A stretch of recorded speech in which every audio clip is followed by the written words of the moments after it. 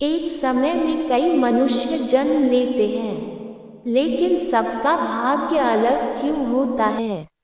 राधे राधे दोस्तों, एक ही समय में बहुत सारे बच्चे जन्म लेते हैं, लेकिन सबका भाग्य अलग क्यों होता है। क्या ये सब हमारे अपने कर्मों पर निर्भर होता है। ऐसी ही रोचक कहानी लेकर आए हैं आपके लिए दोस्तों। कहानी को शुरू करते हैं बिना देरी किए हुए। एक बार एक राजा ने विद्वान ज्योतिषियों और ज्योतिष प्रेमियों की सभा बुलाकर प्रश्न किया कि मेरी जन्म पत्रिका के अनुसार मेरा राजा बनने का योग था। मैं राजा बना, किंतु उसी घड़ी मुहूर्त में अनेक जातकों ने जन्म लिया होगा जो राजा नहीं बन सके। क्यों? इसका क्या कारण है। राजा के इस प्रश्न से सब निरुत्तर हो गए। क्या जवाब दे कि एक ही घड़ी मुहूर्त में जन्म लेने पर भी सबके भाग्य अलग अलग क्यों हैं। सब सोच में पड़ गए कि अचानक एक वृद्ध खड़े हुए और बोले, महाराज की जय हो। आपके प्रश्न का उत्तर भला कौन दे सकता है। आप यहाँ से कुछ दूर घने जंगल में यदि जाएं, तो वहाँ पर आपको एक महात्मा मिलेंगे, उनसे आपको उत्तर मिल सकता है। राजा की जिज्ञासा बढ़ी और घोर जंगल में जाकर देखा कि एक महात्मा आग के ढेर के पास बैठकर अंगार खाने में व्यस्त हैं।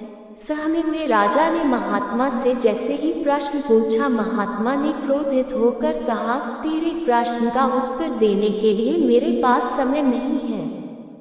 मैं भूख से पीड़ित हूँ। तेरे प्रश्न का उत्तर यहाँ से कुछ आगे पहाड़ियों के बीच एक और महात्मा है, वे दे सकते हैं। राजा की जिज्ञासा और बढ़ गई।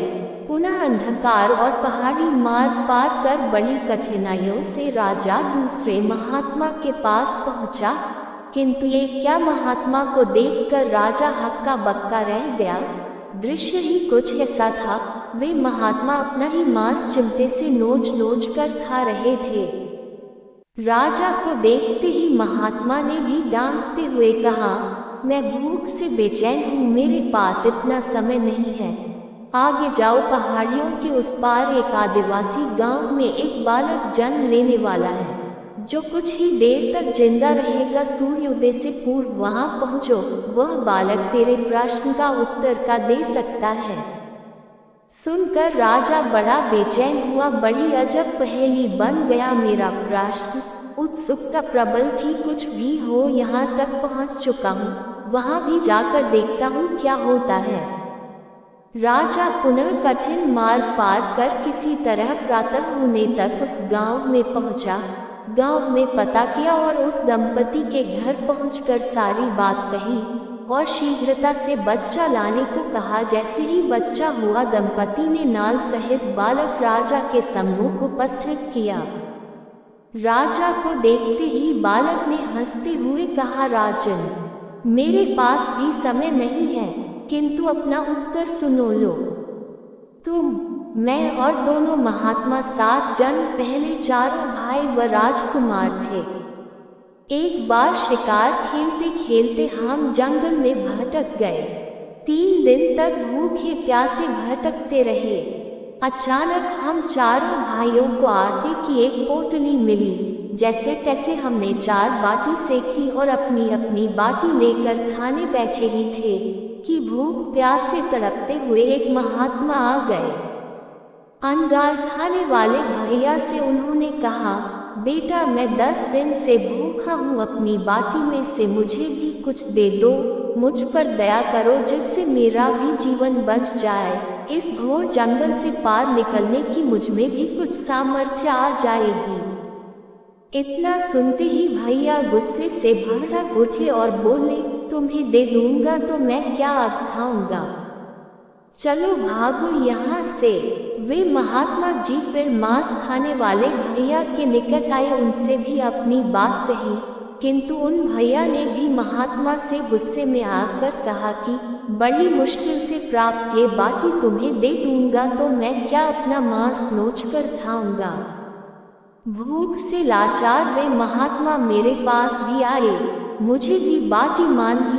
तथा दया करने को कहा, किंतु मैंने भी भूख में धैर्य खोकर कह दिया कि चलो आगे बढ़ो, मैं क्या भूखा मरूं। बालक बोला, अंतिम आशा लिए वो महात्मा, हे राजन, आपके पास आए, आपसे भी दया की याचना की। सुनते ही आपने उनकी दशा पर दया करते हुए खुशी से अपनी बाटी में से आधी बाटी आदर सहित उन महात्मा को दे दी। बाटी पाकर महात्मा बड़े खुश हुए और जाते हुए बोले, तुम्हारा भविष्य तुम्हारे कर्म और व्यवहार से फलेगा। बालक ने कहा, इस प्रकार हे राजन, उस घटना के आधार पर हम अपना भोग रहे हैं।